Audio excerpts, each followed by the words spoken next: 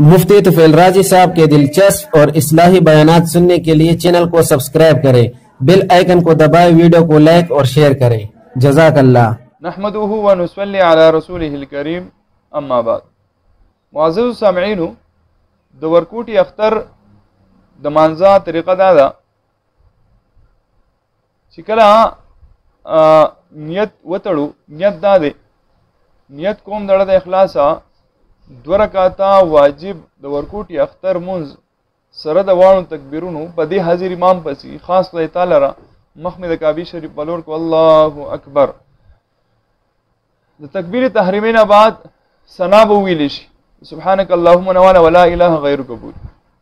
بیا با امام 3 تکبیرونه وای. اول تکبیر چې کله وای په دې تکبیر کې با امام وای الله اکبر نوم بلاسونه اوچت کو او بیا به ځوړند پاتې کو. دویم تکبیر کې بیا لاسونه اوچت کو او لاسونه به ځوړند پاتې کو. په دریم تکبیر کې با لاسونه ځوړندو نه بلکې په نامو باندې به وتړو.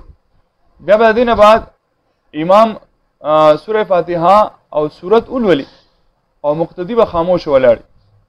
بیا به رکوع بیا سجده لا چې کله دویم رکعت ته راپورته شي نو د دویم رکعت قرات او سورت او سوره فاتحه به ولولي. د هغې نه بعد با امام چې کله رکوع ته ځي نو د رکوع په ځای باندې با دلته 3 تکبیرات وای.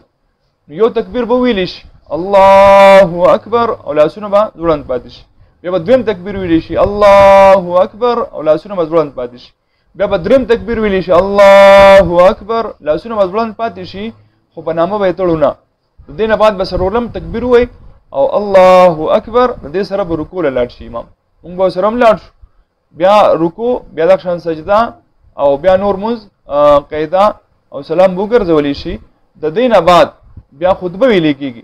نو د خطبې دپاره ادب دا دی، د خطبه اورېدل واجب دي. نو ادب یې دا دی چې په دغه صفونو کې څنګه چې صفونه برابر دي په دغه صفونو کې ټول کینی. خو که مثلا یو کس پاسېدو او صف خالی دی نو دا ګناه په دغه سړي باندې دا کم سړي چې د دې صف نه پاسېدلی او خطبه یې پرېښې ده نو مونږ به حرکت نه کوو، په هغه ځایونو باندې به ناست یو په کوم ځای باندې چې مونږ مونځ کړی دی. دا د ورکوټي اختر د مانځه طریقه ده. الله رب العزت دې د عمل کولو توفیق رانصیب